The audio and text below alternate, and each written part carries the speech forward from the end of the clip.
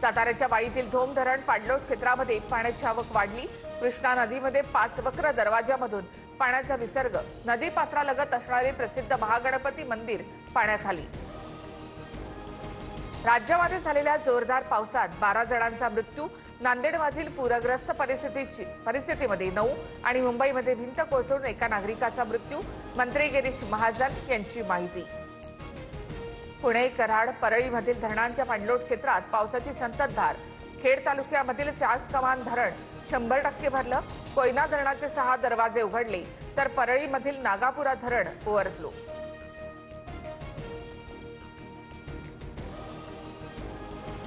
खासदार सुप्रिया सुळेंसह बजरंग सोनवणे यांनी घेतली केंद्रीय गृहमंत्री अमित शहांची भेट। राज्यातील पावसाने नुकसान झालेल्या शेतकऱ्यांना मदत देण्याची मागणी। मराठवाड्यामधील स्थितीसंदर्भात निवेदन दिलं। इंडिया आघाडीकडून उपराष्ट्रपती पदाच्या उमेदवारीसाठी बी सुदर्शन रेड्डी यांच्या नावाची घोषणा। सुदर्शन रेड्डी सुप्रीम कोर्टाचे माजी न्यायमूर्ती।